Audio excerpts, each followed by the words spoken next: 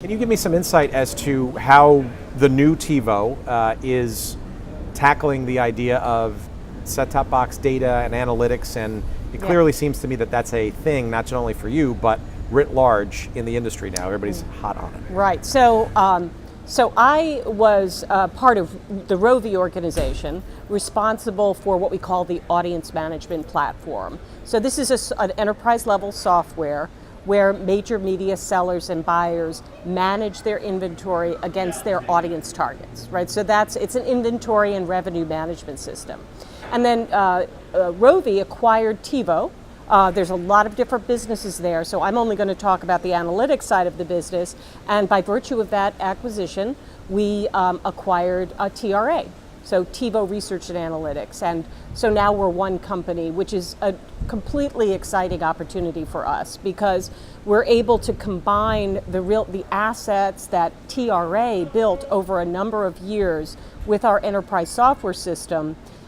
For example, they were really the first to market with audience targeting, right? They were the first to really take set-top box data, link it on a privacy compliant one-on-one basis with third-party data and now even first-party data, and create those indexes, those propensity indexes, the measurements of where you can find your audience in the networks and in the programs. And so we're able to take that data and integrate it into this platform along with other data. We're a third-party processor of Nielsen. We process rent track data. We process Experian data, ninth decimal, Cardlytics. So we're somewhat a data neutral platform, but having that TRA component is really nice to ground this overall system. What do you think is buried in that data and the analytics around that to make the television ad buying and ad selling process better, stronger, faster? Oh, well, the reason it's better is because the whole buying and selling process is just more closely aligned with the marketer's goals. I mean, that's really obvious. And so we're really at the tip of the iceberg in terms of helping marketers understand targets in the context of their media spend. So one of the questions that came up earlier was a question about the optimum target, which is a very interesting question. Because when you're talking about media, and when you're talking about your overall brand and who you want to reach, you're able to reach that target with many different channels, right, with different characteristics.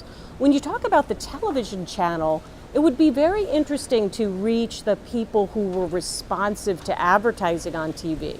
So the folks who are in your target, but those that are responsive to advertising instead of more responsive to sales pricing or other kinds of marketing pressures, right? So really to be able to look at the marketing levers and understand how that impacts your target definition and who you should be advertising to. It's really a super interesting opportunity. From your perspective, because you're not necessarily on the ad selling side or the ad buying side, right? You're a party that's facilitating things in between. Mm-hmm. Is one side sort of ahead or behind the other, and do you see each of them coming together and making this a more fluid process? Yeah, that's a great question. In terms of the there's really like three pillars, right? There's the advertising agencies, there's the marketers themselves, and then there's the media brands. And all of them have made tectonic shifts in their business.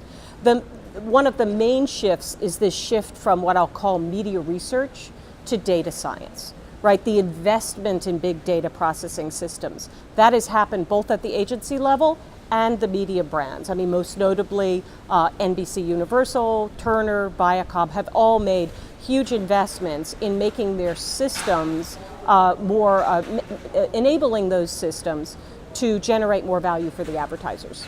On the advertising agency side, you see the same investments. They're investing in big data and new people to make those operational systems work for them. On the marketer side, one of the big investments was simply in digital platforms.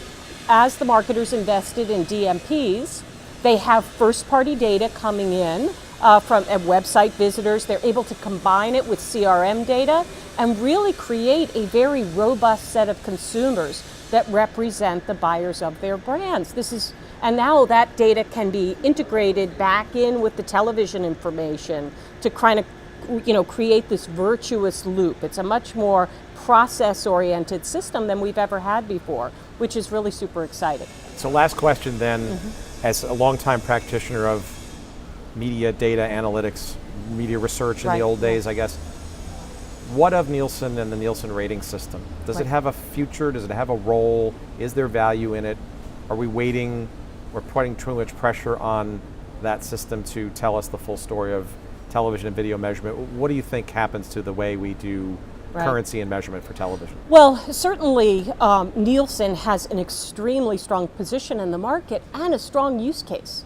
Nielsen answers questions that we've needed to have answered and have been answering for several decades. But there are new questions emerging where the applicability of a relatively small sample size just isn't sufficient to answer some new questions. And that's why the industry is really going through this expansion right now, is because of the new questions that we want to answer that are kind of beyond the scope of that methodology.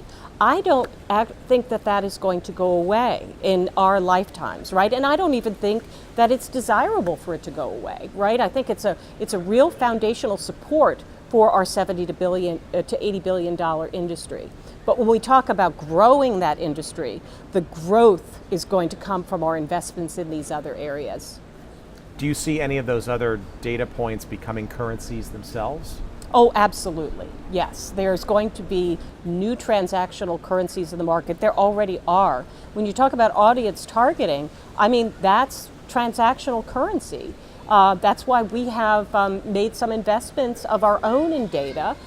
We capture data through our TiVo system and through our Rovi technology, and are able to help our clients by bringing making that data available to them. Again, very respective of consumer privacy and third-party matching and so forth. Always assumed. Always assumed, yeah, absolutely. Always important, very important.